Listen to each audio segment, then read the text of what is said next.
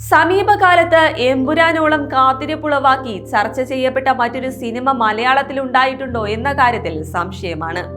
അത്രയ്ക്കുണ്ട് പൃഥ്വിരാജ് സംവിധാനം ചെയ്യുന്ന ചിത്രത്തോട് മലയാളികൾക്കുള്ള ആരാധന.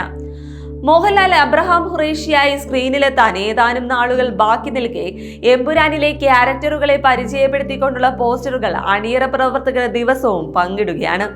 ഓരോ ദിവസവും കഴിയുന്തോറും ആകാംക്ഷയും അതോടൊപ്പം പ്രതീക്ഷയും ഉളവാക്കുന്ന തരത്തിലുള്ള കഥാപാത്രങ്ങളാണ് മലയാളികൾക്ക് മുന്നിലെത്തുന്നത്. ജോക്ക് വിത്ത് ഗെയിം ഓഫ് ത്രോൺ തുടങ്ങിയവയിലൂടെ ഏറെ ശ്രദ്ധ നേടിയ ജെറോം ഫ്ലിനും എമ്പുരാനിൽ ഭാഗമായതോടെ ആ ആകാംക്ഷ ഇരട്ടിച്ചിരിക്കുകയാണ്. ഇനി 5 കഥാപാത്രങ്ങളാണ് എമ്പുരാനിൽ വരാനിരിക്കുന്നത്.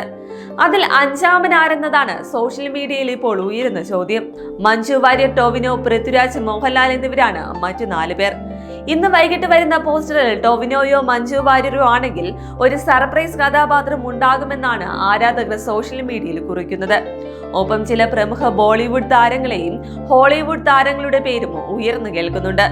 അതിലൊരാൾ കൊറിയൻ മോഹൻലാൽ എന്ന് അറിയപ്പെടുന്ന ഡോൺ ലീ ആണ്. മറ്റൊരാൾ വിൽ സ്മിത്തും.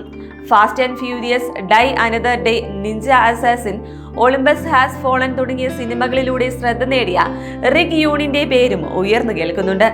ഇവരിൽ ആരെങ്കിലും ആകുമോ അതോ വൻ സർപ്രൈസ് ഒളിഞ്ഞിരിപ്പുണ്ടോ എന്ന കാര്യത്തിൽ വൈകാതെ വ്യക്തത വരും. അതേസമയം പൃഥ്വിരാജ് ആയതുകൊണ്ട് സർപ്രൈസ് സ്ക്രീനിലേ കാണാൻ സാധിക്കുന്നുള്ളൂ എന്ന് പറയുന്നവരുമുണ്ട്.